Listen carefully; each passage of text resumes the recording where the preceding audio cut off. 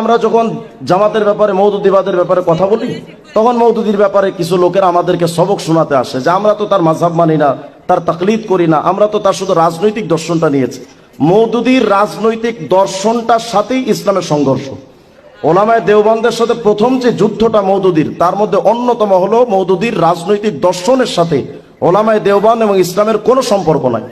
যেমন মওদুদি তার ইসলামের ব্যাপারে একটা ব্যাখ্যা করেছে, ইসলাম কাকে বলে। আমরা তো জানি সূরা আলে ইমরানের 19 নম্বর আয়াত, সূরা মাইদা 3 নম্বর আয়াত, ইন্না দীনা ইনদাল্লাহিল ইসলাম, যে আল্লাহর কাছে একমাত্র গ্রহণযোগ্য দিন বা ধর্মের নাম ইসলাম। আল ইয়াউমা আকমালতু লাকুম দীনাকুম ওয়া আতমামতু আলাইকুম নি'মাতি ওয়া রাদিতু লাকুমুল ইসলাম দীনা। ইসলামটাকে ধর্ম বলা হয়েছে কোরআনে কারীমের মধ্যে। কিন্তু মওদুদি তার তাফহিমাতের 1 নম্বর খণ্ডের 74 নম্বর পৃষ্ঠায় বলছে, लेकिन हकीकत यह है कि इस्लाम किसी मजहब का और मुसलमान किसी कौम का नाम नहीं है, बल्कि दरअसल एक इनकलाबी नजरिया मसलक है। মানে ইসলাম এটা কোনো ধর্মের নাম নয় এবং এই মুসলিম সভ্যতা এটা কোনো ধর্মীয় জনগোষ্ঠীর নাম না, বরং এটা একটা বৈপ্লবিক চিন্তা চেতনা।